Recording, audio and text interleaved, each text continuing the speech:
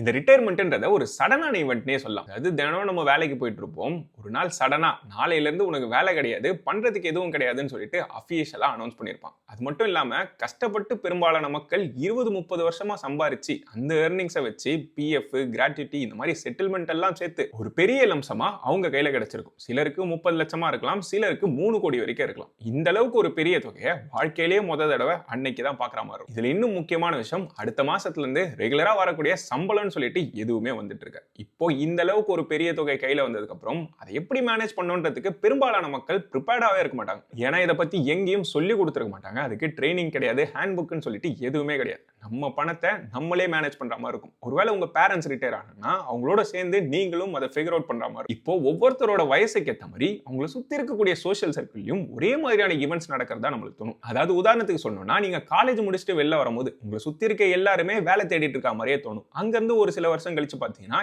எல்லாருக்கும் தொடர்ந்து கல்யாணம் ஆயிட்டு இருக்க மாதிரி இருக்கும், உங்களுக்கும் கல்யாணம் ஆகிற மாதிரி இருக்கும். அங்கிருந்து கொஞ்ச நாள் கழிச்சு ஃபேமிலி ரெஸ்பான்சிபிலிட்டி, குழந்தை குட்டின்னு சொல்லிட்டு எல்லாருக்கும் ஒரே ஈவெண்ட்ஸ் நடக்கிற மாதிரி இருக்கும். இப்போ ஏன் சோஷியல் சர்க்கிள் எடுத்தாலும் கடந்த 6 மாசத்துல மட்டும் என் ஃப்ரெண்ட்ஸோட பேரண்ட்ஸ் மட்டுமே 3 பேர் ரிட்டையர் ஆனாங்க. இன்ஃபேக்ட் என்னோட அப்பாவே ரீசெண்டா ரிட்டையர் ஆனார். இது மட்டும் இல்லாம இன்னும் 4-5 ஃபேமிலி கிட்ட ரிட்டையர் ஆனதுக்கு அப்புறம் அவங்க எப்படி ஹேண்டில் பண்றாங்கன்றத பத்தி டிஸ்கஸ் பண்ண முடிஞ்சது. ஒவ்வொரு ஃபேமிலியும் அவங்களோட ரிட்டையர்மெண்ட் பணத்தை கம்ப்ளீட்டா வேற மாதிரி ஹேண்டில் பண்ணிருந்தாங்க. இன்ஃபேக்ட் அதுல ஒரு காமன் பேட்டர்னே பார்க்க முடியும். அதாவது காமனா சில மிஸ்டேக்ஸ் எல்லாருமே பண்ணக்கூடியதுன்னு இருக்குல்ல, அதை இந்த வீடியோல டீடைல்டா டிஸ்கஸ் பண்ணலாம். அது மட்டும் இல்லாம உங்ககிட்ட ஒரு பெரிய லம்சம் தொகை இருக்குன்னா 5 லட்சமா இருக்கலாம், இல்ல 5 கோடியாவும் இருக்கலாம். இதை எப்படி ப்ராப்பரா பிளான் பண்ணணும், என்னெல்லாம் மிஸ்டேக் அவாய்ட் பண்ணணும், அந்த தொகையை பல வருஷத்துக்கு வளரவும் விட்டு அதுல இருந்து ஸ்டெடியான கேஷ் ஃப்ளோவும் ரெகுலரா எடுக்கிறது எப்படின்றதுக்கான டீடைல் இன்ஃபர்மேஷன் இந்த வீடியோல பார்ப்போம். வணக்கம், என் பேர் பூசன். இந்த சேனல் ஃபினான்ஸ் பூசன். வீடியோக்கு போறதுக்கு முன்னாடி திஸ் வீடியோ ஸ்பான்சர் பை ஓடு பிளாட்ஃபார்ம். நீங்களோ இல்ல உங்க பேரண்ட்ஸோ ஒரு பிசினஸ் ரன் பண்றீங்கன்னா, இல்ல சைட் பிசினஸே ரன் பண்றீங்கன்னா ஓடுவை பத்தி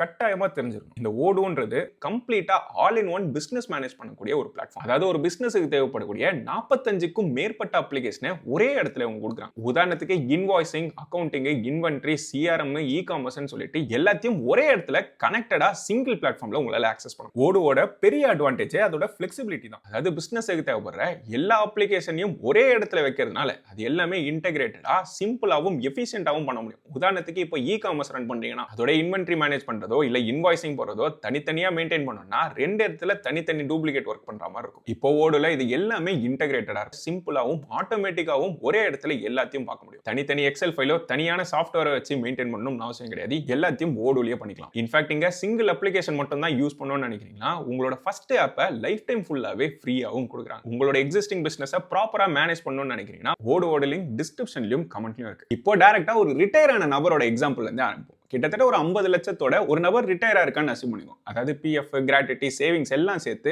இந்த தொகை அவர்கிட்ட இருக்கு. ஏன்னா பிராக்டிகலா ஒரு கவர்மெண்ட் எம்ப்ளாயோ இல்ல பிரைவேட் எம்ப்ளாயோ ஒரு டீசென்டான போஸ்டிங்ல இருந்தாங்கன்னா இந்த அளவுக்கு ரிட்டையர்மெண்ட் கார்பஸ் உருவாக்குறது டிபிக்கலான ஒரு விஷயம்னே சொல்லலாம். இப்போ உங்களோட கேஸ்க்கு ஏற்ற மாதிரி இதை இன்க்ரீஸ் பண்றதாலும் இல்ல குறைக்கிறதாலும் குறைச்சி கால்குலேட் பண்ணிக்கோங்க. இந்த உதாரணத்துக்கு 50 லட்சம் அசியூம் பண்ணுவோம். இப்போ இதை அப்படியே எடுத்துட்டு போய் ஒரு பேங்க் எஃப்டில போறோம்னு அசியூம் பண்ணிக்கும். மோஸ்டா இவங்க சீனியர் சிட்டிசனா இருக்கிறதுனால உங்களுக்கு எக்ஸ்ட்ரா இன்ட்ரெஸ்ட் ரேட்டும் கொடுப்பாங்க. இப்போ நமக்கு 6% வருதுன்னா உங்களுக்கு 7-7.5% வரைக்கும் வரும். ஏன் 8% கூட அசியூம் பண்ணிக்கலாம். கனெக்ட் பண்ணோம்னா வருஷத்துக்கு 4 லட்ச ரூபாய் இதுல வட்டியா மட்டும் வந்துட்டு இருக்கும். அதாவது அந்த 50 லட்ச ரூபாய் அப்படியே இருக்கும். வருஷம் வட்டியா மட்டும் 4 லட்சம் எக்ஸ்ட்ரா இன்கம் உருவாயிட்டு இருக்கும். இத மாசத்துக்கு கணக்கு பண்ணோம்னா அப்ராக்சிமேட்லி 33,000 ரூபாய் மாசம் இன்கம் உருவாக்குற மாதிரி. இதை கேட்கும் போது ஓரளவுக்கு நல்லா இருக்க மாதிரி இருக்கும். அதுவும் அந்த ஃபேமிலிக்கு மாசத்துக்கு 25,000 ரூபாய் தான் செலவுன்னு யோசிச்சோம்னா 33,000 ரூபாய் வருது, 25,000 தான் செலவு, மீதி கையில நிக்குது இல்லைன்னு சொல்லிட்டு கேட்க நல்லா இருந்தாலும் இந்தியால இன்ஃபிளேஷன் வருஷம் 6-7% இருக்கும். அதாவது பொருட்களோட விலை வருஷம் உயர்ந்துகிட்டே இருக்கும். இப்போ உதாரணத்துக்கு 60 வயசுல 25,000 ரூபாய் லைஃப் ஸ்டைலோட இருக்காங்கன்னா அதே லைஃப் ஸ்டைலை மெயின்டைன் பண்ணா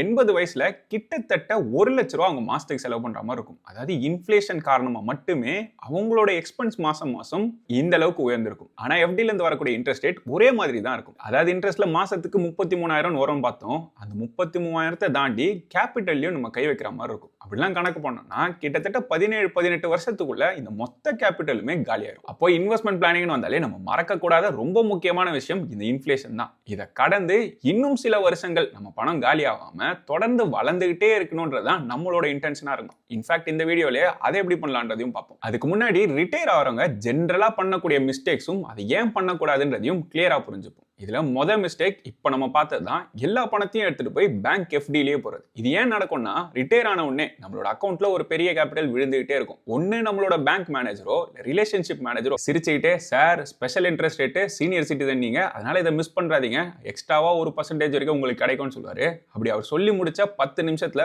மொத்த கேபிட்டலையும் 2 எஃப்டியாவோ 3 எஃப்டியாவோ பிரிச்சு அதே பேங்க்ல போட்டு வந்திருக்கும். பேங்க் மேனேஜருக்கு அவரோட டார்கெட் முடிஞ்சிருக்கும். ஆனா உங்களுக்கு டைவர்சிபிகேஷன் எதுவும் இருக்காது, வளர்ச்சின்னு எதுவும் இருக்காது. அது மட்டும் இல்லாம இப்பதான் நம்ம பார்த்தோம் இன்ஃபிளேஷன்ல நம்ம பணமும் சீக்கிரமா காலியா இருக்கும். அதனால இந்த முதல் மிஸ்டேக் எஃப்டிலேயே எல்லாத்தையும் எடுத்துட்டு போய் போறது, அதாவது சீனியர் சிட்டிசன்ல எக்ஸ்ட்ரா ரிட்டர்ன் வருதுன்னு சொல்லிட்டு அந்த மாதிரியான தப்பான ப்ராடக்ட்டை சூஸ் பண்றது ஒரு மிஸ்டேக்னே சொல்லலாம். அதாவது எஃப்டி அவசியம் தான், எல்லாத்தையும் எஃப்டில போடக்கூடாது. இதுக்கு அடுத்த ரொம்ப காமன் மிஸ்டேக் பணம் வந்த உடனே அவங்களோட பசங்களுக்கு ஒரு பகுதியை சீக்கிரமா பிரிச்சு கொடுக்கு. பையன் வீடு கட்டணும்னு சொல்றான், அதனால டவுன் பேமெண்ட் கொடுக்குறான், இல்ல பொண்ணுக்கு கார் லோன் இருக்கு அதை அடைக்கிறேன், இல்லனா பிசினஸ் ஆரம்பிக்க போறேன்னு சொல்லிட்டு இந்த மாதிரியான காரணத்துக்கு பசங்களுக்கு கொஞ்சம் கொஞ்சமா பிரிச்சு கொடுக்குறது. இந்த மாதிரி ரிட்டையர் ஆறவங்க ஒரே ஒரு விஷயம் தான் யோசிச்சுப்பாங்க, இப்போ அவங்களோட பசங்க யங்கா இருக்காங்க, அதுவும் சம்பாரிச்சிட்டு இருக்காங்க. அப்படின்னா என்ன அர்த்தம், அவங்களுக்கு ஏதோ ஒரு பண தேவை வருதுன்னா அவங்களால ஈஸியா லோன் கூட வாங்கிக்க முடியும். ஆனால் உங்களுக்கு 60-65 வயசுல யாரும் லோனும் கொடுக்க மாட்டாங்க, இதுக்கப்புறம் வருமானமும் வராது. இந்த ரிட்டையர்மெண்ட் பணம் தான் உங்களோட மொத்த லைஃப்லயே அடுத்த 30 வருஷத்துக்கு ஓட்ட வேண்டிய பணமே இது மட்டும் தான். ஆரம்பத்திலே இதை எடுத்து டிஸ்ட்ரிபியூட் பண்ணிட்டீங்கன்னா இன்னும் சில வருஷம் கழிச்சு அது ஏன் பண்ணுன்ற அளவுக்கு ரெக்ரெட் பண்ற சிச்சுவேஷனுக்கு தள்ளப்பட்டாலும் ஆச்சரியப்படுறது கிடையாது. அடுத்த பெரிய மிஸ்டேக், தெரிஞ்சவங்களோ இல்ல சொந்தக்காரங்களோன்னு சொல்லிட்டு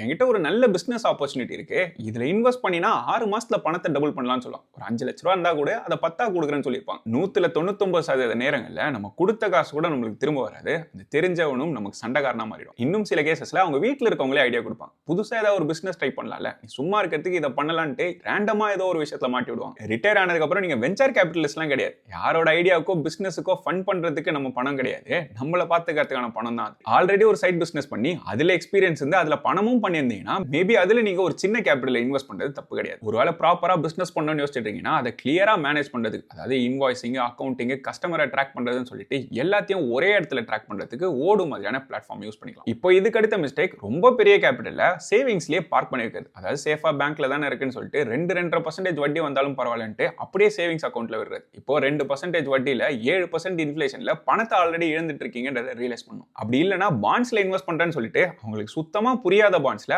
ஹை ரிஸ்கோட எடுத்துட்டு போய் இன்வெஸ்ட் பண்றது. பாண்ட்ஸ்ல 10% வரைக்கும் வரும்னு சொல்லுவாங்க. யூசுவலா 10% இல்ல அதுக்கு மேல கொடுக்கக்கூடிய பாண்ட்ஸ்லாம் ரொம்ப ரிஸ்கியான பாண்ட்ஸா இருக்கும். ரொம்ப சேஃபா கவர்மெண்ட் பாண்ட்ஸோ இல்ல ஆர்பிஐ கொடுக்குற பாண்ட்ஸ் எடுத்தீங்கன்னா அதுவும் 7-8% தான் கொடுக்கும். பாண்ட்ஸ்ல இருக்கக்கூடிய ரொம்ப பெரிய ரிஸ்க் டிஃபால்ட் ரிஸ்க், அதாவது மத்த இன்ஸ்ட்ருமெண்ட்ஸ்லயாவது போட்ட பணத்தையாவது திரும்ப வாங்க முடியும், கம்பெனி எடுத்து முடிய அவங்களோட பாண்ட்ஸே டிஃபால்ட் ஆச்சுன்னா நம்ம போட்ட அசலை கூட நம்மளால திரும்ப எடுக்க முடியாது, அதிகமான வட்டி வருதுன்னு சொல்லிட்டு தப்பான பாண்ட்ஸை தப்பான இன்ட்ரெஸ்ட் சைக்கிள்ல வாங்குறது பெரிய மிஸ்டேக்னே சொல்லலாம். இந்த மிஸ்டேக்ல எல்லாம் ஒரு காமனான பேட்டர்ன் இருக்கும். ஒன்னு பயத்தினால, அதாவது ரொம்ப சேஃபா பணத்தை வைக்கிறேன்னு சொல்லிட்டு இன்ஃபிளேஷன்லயே அதை எழுந்துட்டு இருப்பாங்க. ரெண்டாவது எமோஷனல் டிசிஷன் எடுத்து யாருக்காவது தெரிஞ்சவங்களுக்கு கொடுக்குறேன் இல்ல நம்பகத்தனமான ஆளுன்னு சொல்லிட்டு தப்பான டிசிஷன் எடுத்திருப்பாங்க. அப்படியும் இல்லைன்னா என்ன ரிஸ்க்குள்ள போறோன்னே தெரியாம ஏதோ ஒரு இன்ஸ்ட்ருமெண்ட் எடுத்து சேஃப்னு அசியூம் பண்ணிட்டு இருப்பாங்க. அதே மாதிரி நீங்க யாருக்கிட்ட பேசுனீங்கனாலும் அவங்க கேட்கிற கேள்விலாம் நான் எஃப்டில போடணுமா, இல்ல மியூச்சுவல் ஃபண்ட்ல போடணுமா, சீனியர் சிட்டிசன் ஸ்கீம்ல போடணுமா, பேங்க்ல போடணுமா, போஸ்ட் ஆஃபீஸ்ல போடணுமா, சோ இந்த மாதிரி எந்த இன்ஸ்ட்ருமெண்ட்ல போடணும் இல்ல எந்த ப்ராடக்ட்டை வாங்கணும்ன்றது அவங்க கேள்வியா இருக்குமே தவிர அவங்களோட கோல் என்ன, அவங்களுக்கு எதுக்கு பணம் தேவைன்ற அந்த கொஸ்டின் பர்ஸ்பெக்டிவ்ல இருந்து ஆரம்பிக்க மாட்டாங்க. சோ ரிட்டையர் ஆகிறவங்களுக்கு 3 விஷயம் நடக்கணும். அவங்க வச்சிருக்க அந்த பெரிய தொகையில இருந்து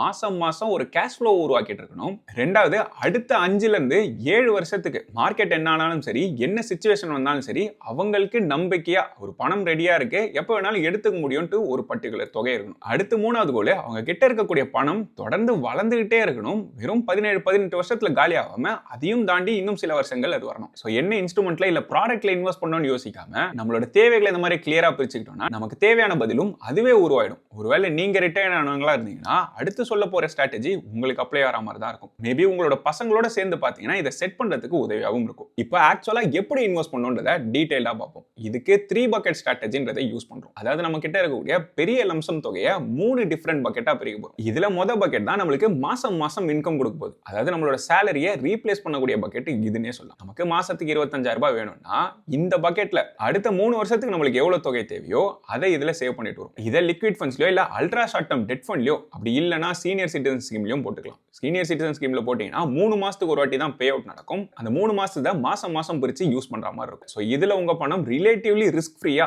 7-8% வரைக்கும் ரிட்டர்ன் கொடுக்கிறதுக்கு வாய்ப்பு இருக்கு. ஆனா ரொம்ப முக்கியமான ரூல், அடுத்த 2 பக்கெட்ல இருந்து நம்ம கையே வைக்க கூடாது. நமக்கு மாசம் மாசம் தேவைப்படுற பணம் இந்த பக்கெட்ல இருந்து மட்டும் தான் எடுக்கணும். அதையும் ஆட்டோமேட்டிக் வித்ட்ரால போட்டா இன்னுமே பெட்டர். இதுக்கு அடுத்த பக்கெட்டை ஒரு ரிசர்வ் டேங்க் மாதிரி நினைச்சுக்கோங்க. அதாவது மொத பக்கெட் காலியாக போகுதுன்னா அதை அதை ஃபில் பண்றதுக்கு மட்டும் தான் இதோட பர்பஸே. இதுல இருந்து வேற எதுக்குமே நம்ம எடுக்க மாட்டோம். இந்த பக்கெட்ல மட்டும் நம்ம கிட்ட இருக்கக்கூடிய மொத்த லம்சம்ல இருந்து 30% அலோகேட் பண்ணுவோம். அதாவது இப்போ 50 லட்ச ரூபா உங்ககிட்ட ரிட்டையர்மெண்ட் கார்பஸ் இருந்ததுன்னா அதுல 30% 15 லட்சம் இருக்கும். அதை இதுல நம்ம போட்டுட்டு வரோம். இதுக்கான இன்ஸ்ட்ருமெண்ட்ஸும் ரிலேட்டிவ்லி சேஃபா சூஸ் பண்ணணும். அதாவது ஒரு பேலன்ஸ் அட்வான்டேஜ் ஃபண்டோ இல்ல கன்சர்வேட்டிவ் ஹைபிரிட் ஃபண்டோ சூஸ் பண்ணும். அப்படின்னா என்ன அர்த்தம்?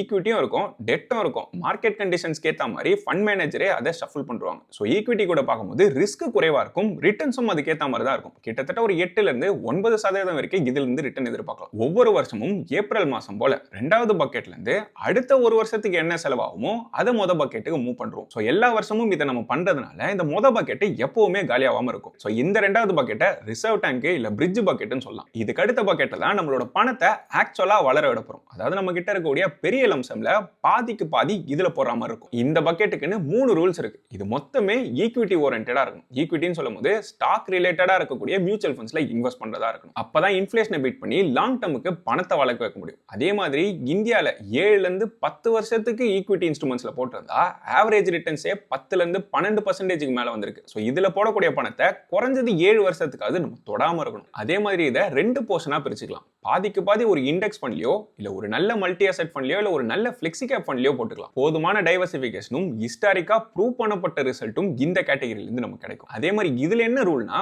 ஒவ்வொரு 3 வருஷத்துக்கோ இல்ல ஈக்விட்டி மார்க்கெட் ஒரு 20-30% ரொம்ப வேகமா ஏறிடுச்சுன்னா நமக்கு வரக்கூடிய லாபத்தை மட்டும் எடுத்து ரெண்டாவது பக்கெட்டுக்கு மூவ் பண்ணிக்கிட்டே இருப்போம். நம்மளோட முதல் இதுல அப்படியே இருக்கிறதுனால ஈக்விட்டி மார்க்கெட் வளர வளர அதுவும் வளர்ந்துட்டு இருக்கும். ஸோ நம்ம லாபத்தை மட்டும் 3 வருஷத்துக்கு ஒரு வாட்டி மூவ் பண்ணிக்கிட்டே வரும். ஸோ மார்க்கெட் வரும்போது பயத்துல அவசரமா விற்கணும்ன்ற அவசியமும் கிடையாது. லாங் டர்ம்ல அதுவா பேக்ரவுண்ட்ல வளர்ந்துகிட்டும் வரும். ஸோ இந்த ஸ்ட்ராட்டஜில எஃபெக்டிவ் ரிட்டர்னா கிட்டத்தட்ட 10%க்கும் மேல வந்திருக்கும். அதுலயும் ரொம்ப பியூட்டி என்னன்னா நம்மளுக்கு லிக்விடிட்டி இருந்திருக்கும், சேஃபான இன்ஸ்ட்ருமெண்ட்ஸ்லயும் பார்க் பண்ணிருப்போம், ஈக்விட்டில growth-யுமே பார்த்திருப்போம். ஸோ ஒரு நபர் ரிட்டையர் ஆயிட்டு மொத்த 50 லட்சத்தையும் எஃப்டில மட்டும் போட்டு எடுத்திருந்தாருன்னா 60 வயசுல ஆரம்பிச்சு 10 வருஷம் கழிச்சு பார்த்தா அந்த பணம் கொஞ்சம் கொஞ்சமா குறைஞ்சி 40-45 லட்சமா மாறி இருக்கும். அப்படியே போக போக ஒரு 17 வருஷத்துல மொத்தமாவே காலியா இருக்கும். அதாவது 80 வயசு ஆகிறதுக்கு முன்னாடியே மொத்தமா காலியாயிரும். ஒருவேளை இந்த ஸ்ட்ராட்டஜி யூஸ் பண்ணா 80 வயசே ஆனாலும் கையிலேயே 50 லட்சத்துக்கு மேல மீதி நிற்கும். அதையும் இன்னும் சில வருஷங்கள் வித்ட்ரா பண்ணிட்டே வரலாம். ஆல்மோஸ்ட் 25 வருஷம் வரைக்கும் காலி ஆகாம இன்ஃப்ளேஷன் அட்ஜஸ்டடாவே ஓட்ட முடியும். ஸ்டார்டிங் அமௌண்ட் ரெண்டுத்திலயும் ஒண்ணுதான். இதுல 2 மடங்கு அதிகமாவே வித்ட்ரா பண்ணி ரொம்ப நாள் நம்மளால வித்ட்ரா பண்ணிருக்க முடியும். சிம்பிளா இதை 5 ஸ்டெப்பா பிரிக்குன்னா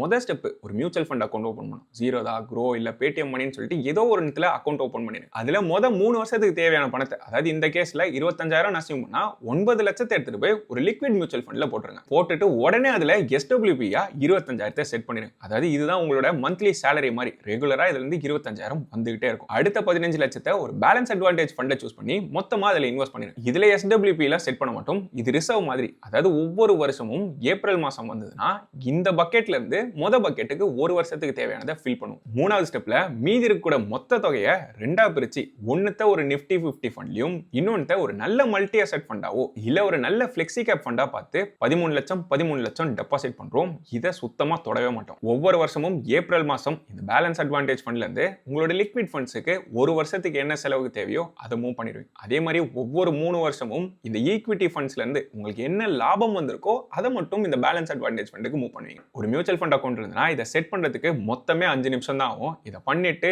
நிம்மதியா நம்ம தூங்கலாம். ஒருவேளை உங்களால மாசம் 25,000 ரூபாய் வித்ட்ரா பண்றதை 20,000 குறைச்சி அதுலயே லைஃப் ஸ்டைலை மெயின்டைன் பண்ண முடிஞ்சதுன்னா 20-25 வருஷத்துக்கு பதிலா 35 வருஷத்துக்கு உங்களோட ரிட்டையர்மெண்ட் அமௌண்ட்டை வித்ட்ரா பண்ணிக்கிட்டே வரலாம். ஸோ கிட்டத்தட்ட 95 வயசு வரைக்கும் பிரச்சனை இல்லாம இருக்கலாம். ரிட்டையர்மெண்ட்ன்றது ரிட்டர்ன் அதிகமா சேஸ் பண்ற காலம் கிடையாது. ப்ராப்பரா இந்த 3 பக்கெட் ஸ்ட்ராட்டஜி யூஸ் பண்ணோம்னா எப்பவுமே நம்ம கிட்ட காசும் இருக்கும், அது வளர்ந்துகிட்டே வரும். ரொம்ப நாள் நம்மளால ரிட்டையர்மெண்ட்டை டிக்னிட்டியோட இருக்க முடியும். ஸோ ரிட்டையர் ஆகிற உங்க பேரண்ட்ஸ்க்கு ஹெல்ப் பண்ணணும்னு நினைச்சீங்கன்னா ஒரு நாள் உட்காந்து அவங்களுக்கு இதை எக்ஸ்பிளைன் பண்ணிட்டு செட் பண்ணியும் கொடுத்துருங்க. அதே மாதிரி நீங்க பிசினஸ் பண்றவங்களா இருந்தீங்கன்னா ஓடுவை ஒரு வாட்டி செக் பண்ணி பாருங்க. இங்க உங்களோட ஆப்பை கம்ப்ளீட்டா லைஃப் டைம் ஃபுல்லா ஃப்ரீயாவே கொடுக்குறாங்க. அதுக்கான லிங்க் டிஸ்கிரிப்ஷன்லயும் கமெண்ட்லயும் கொடுக்குறேன், செக் பண்ணி. இந்த வீடியோ யாருக்கு ஹெல்ப்ஃபுல்லா இருக்கும்னு நினைக்கிறீங்களோ அவங்களுக்கு ஷேர் பண்ணிவிடுங்க. ஒருவேளை இந்த வீடியோவில் பார்த்த இன்ஃபர்மேஷன் உங்களுக்கு புதுசாவோ இல்லை யூஸ்ஃபுல்லா இருக்கும்னு தோணுச்சுன்னா இந்த வீடியோவை லைக் பண்ணிடுங்க. இந்த சேனலுக்கு இது வரைக்கும் சப்ஸ்கிரைப் பண்ணா அந்த சப்ஸ்கிரைப் பட்டனை கிளிக் பண்ணிட்டு அது பக்கத்தில் இருக்க பெல் ஐக்கானை கிளிக் பண்ணி ஆல் என்ற செலக்ட் பண்ணீங்கன்னா இந்த சேனலில் போடுற புது வீடியோஸோட நோட்டிஃபிகேஷன் உடனே வந்து சேரும். நன்றி மக்களே.